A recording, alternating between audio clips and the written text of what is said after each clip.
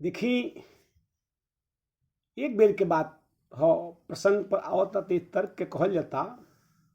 एक बेर के बात हो कि एगो गांव में एगो वृद्ध माता रहली आ उनके लड़का जन बा इकलौता लड़का रहे आ बड़ा जन बा तौन होनहार लड़का रहे। माता बड़ा परिश्रम करके आ उ लड़का के पालन पोषण कैली आ लड़का जन बा विदेश चल गई कमाए। इंडिया में ना विदेश में कमाए गईल, तो जब विदेश में कमाए गईल तो विदेश में काम करे, लेकिन विदेश में जब काम करे तो माता जन बा बुढ़िया माई जन बा विधवा औरत जन बा साल 2 साल चाहे 3 साल कुछ दिन ले अपना घर के व्यवस्था जले बल रहे तले अपन कुछ कार्य जीवन यापन कैली।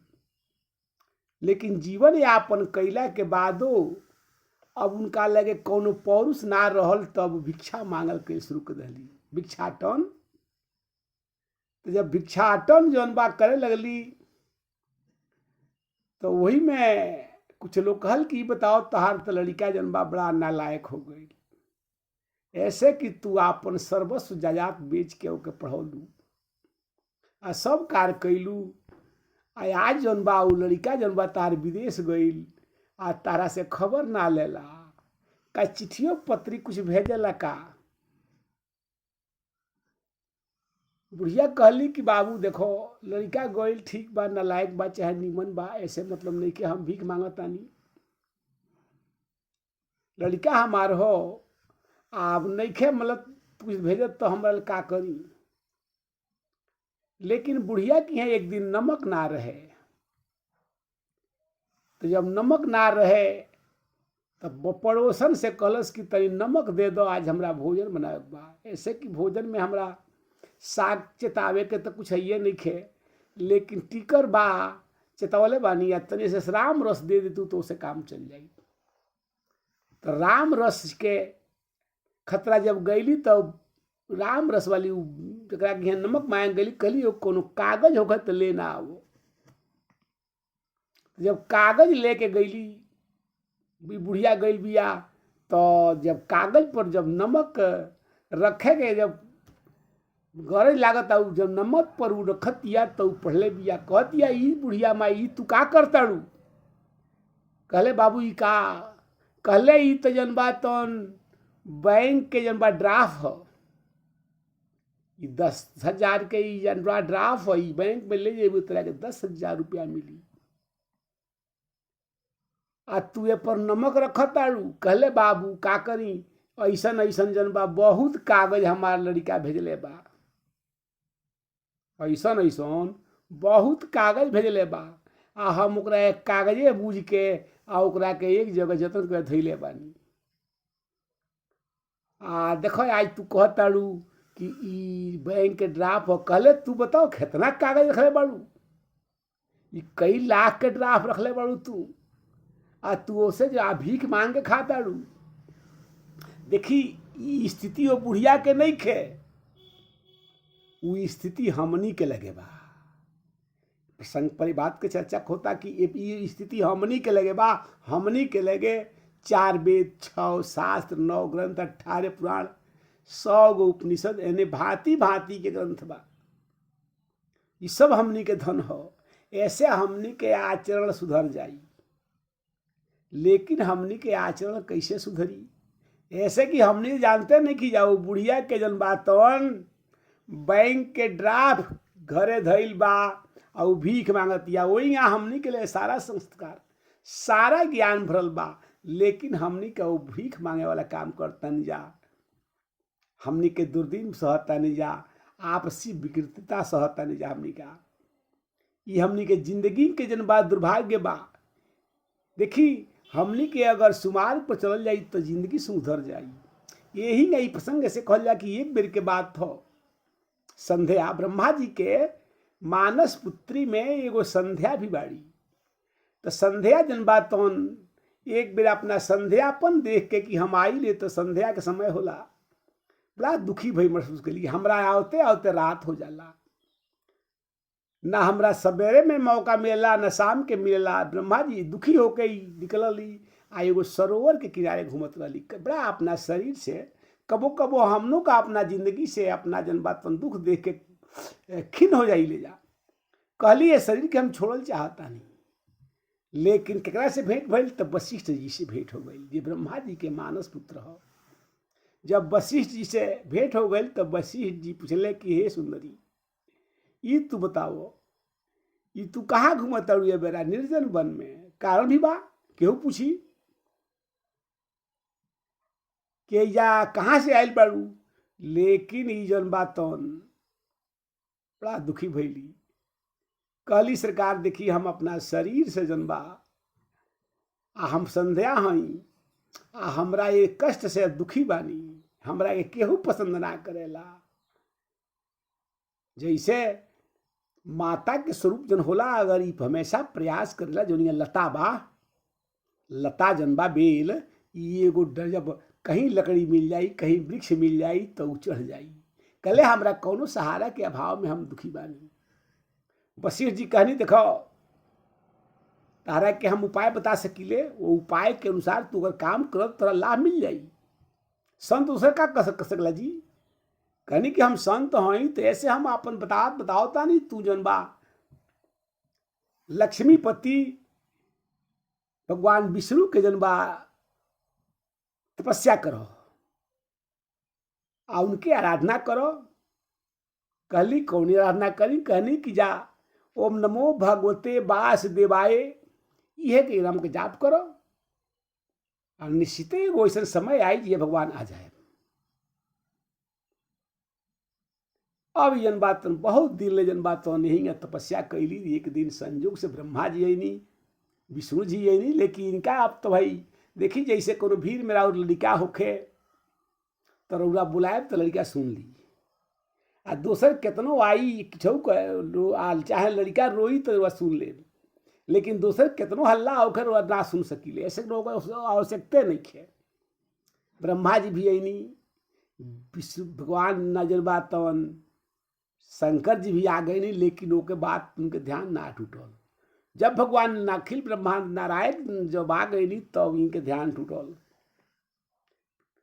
आई जन बा कहनी कि देखो अब तू अगर तारी जो इच्छा बा, तार मन के बात हम जानता नहीं, तो देखो तू चल जा कहवा तो चंद्रावती नदी के तट पर मेघा तिथि जी महर्षि जन बातन बहुत दिन खतरा जगह करते रहा, जौन जगह 100 बरिस ले हुई वो हवन जलत रही।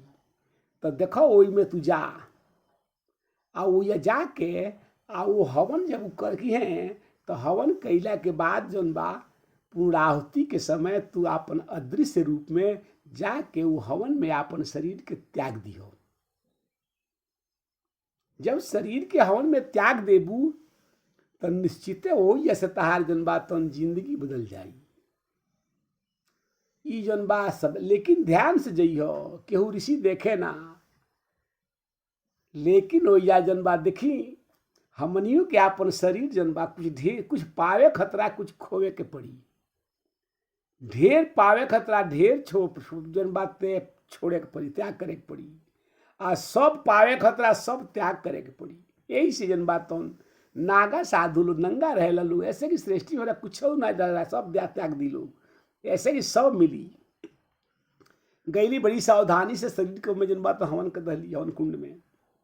लेकिन जब हवन कुंड में जब हवन कैली तो उसे जन बात तेज जो निकल सूर्य लोक तक चली गई।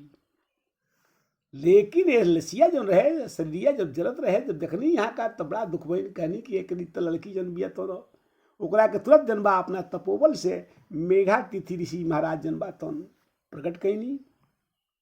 अब जौन बा ओया जब बालिका भैली आ वरदान में मंगल रहली विष्णु भगवान से, कहली सरकार देखी हमरा अंदर जौन बा के उसे बियाह होखे तो पतिव्रता हुई, आ एकरा बाद हमरा के गलत निगाह से देखे केहू देखे ना, आ हमार जन बा सुहाग अमर रहे हमेशा। आ सरकार हमरा अंदर पतिव्रता की भावना परमानेंट बराबर बन रहे आ हमरा का और केहू पर पुरुष देखे ना। ये वरदान मंगल भगवान दिलहू रहनी। अभी जब ई मेघा तिथि के तुरंत जनबा प्रकट कैनी, ई बालिका हो गई तो बालिका पर तक कबो काम ना आवेला। केहू के बालिका होके बड़ा अच्छा समय खिलावे प्रयास करेला, ओकरा अंदर गलत विचार ना हुई।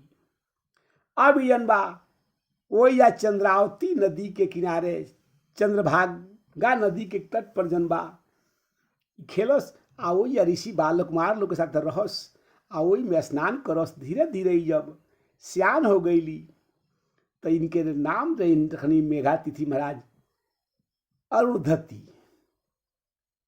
अरुणधति जब कुछ दिन जब और से ज्ञान भैली तो वो बेरा जनबा तौन स्वयं भगवान प्रकट भैनी ब्रह्मा जी कहनी कि हे मेघा तिथि, ये लड़की जन बिया से ज्ञान हो गई तो एकरा खतरा पहले ज्ञान की विद्या ग्रहण कराओ। मेघा तिथि कहनी ठीक बा महाराज। कहनी लेकिन तू नहीं करा सकत, ऐसे कि बालिका बिया तारा आश्रम में तो कौन औरतें लिखे, तू बैरागी बड़ो तो एकरा के जनबा विद्या ग्रहण करे खतरा कौनो जनबा तवन औरत के लगे जिम्मे करो। यहाँ कर ले के कहाँ चल गई नहीं, ब्रह्म लोग चल गई नहीं। पूजा जब यहाँ का गैल बानी तब कहा देखतानी तब बहुला, सावित्री, गायत्री, सरस्वती, आदस्या, ये लोग जनबा तन सबसे दर्शन भइल। मेघा तिथि कहनी सरकार हम बार बार वो लोग दंडोत करता नहीं सरकार, हम अपना पुत्री के जनबा तन ज्ञान के देवे खतरा रुआ लोग लगे आयल बानी। रुआ लोग उनके जनबा गुरु के जनबा पद भार ग्रहण करी लोगी। सभे जनबा तन कहल सावित्री, गायत्री, बहुला, सरस्वती, अदस्या, ये सभे जनबा तन कहल कि सरकार रउर पुत्री तो पहले ही से क्या नहीं बिया, लेकिन अगर रउरा हमरा लगे ले आयल बानी तो ये हमन के सौभाग्य बा। बहुत काल ले जनबा तौन वही या रही के आ जनबा अरुणधति जनबा वो लोग के साथे रह के आ विद्या ग्रहण कैले बाड़ी। वो लोग के साथे जनबा बहुला के साथे जनबा इंद्र लोग गैल बाड़ी, सविता के साथे जनबा तौन सूर्य लोग गैल बाड़ी, गायत्री के साथे सरस्वती के साथे ब्रह्म लोग गैल बाड़ी। एंग आ जनबा सारा जनबा तौन शिव लोग हर लोग के दर्शन कैले बाड़ी। एकरा बाद ई बहुत दिन ले जनबा तौन भ्रमण कैले बाड़ी। एकरा बाद ई जब आइल बाड़ी तो एक दिन ई घूमते घूमते कहाँ आ गई तो हिमालय के केंद्र के आग के करीब आ गई। ओजा यहाँ का भेंट हो गई केकरा से, तो वशिष्ठ जी से भेंट हो गई। वशिष्ठ जी के देख के इनके मन में कामातुर भैली। आ वशिष्ठ जी से ही प्रसंग चलल, ऐसे कि तरुणी रहली वशिष्ठ जी के देख के सर झुका रहली। वशिष्ठ जी के भी इच्छा रहे आई उनमें ऐसे कि प्रदान रहे, कहले रहली कि सरकार देखो तू जकरा के मन में विचरण से जनबा तपस्या करबू वही के जनबा पति के रूप में पबू। इनका इच्छा रहे कि वशिष्ठ जी के जनबा तौन ज्ञान दिल रहनी यहाँ के कि तुझा संध्या के। ऐसे संध्या के बार बार वशिष्ठ जी ऋषि के जनबा तौन हृदय में रूप आवे तो वशिष्ठ जी के चिंतन करो। वशिष्ठ जी के चिंतन करते करते इनका वशिष्ठ जी के जब एकाएक देखले बाड़ी तो इनका अंदर शर्म आ गई बा, लज्जा आ गई बा।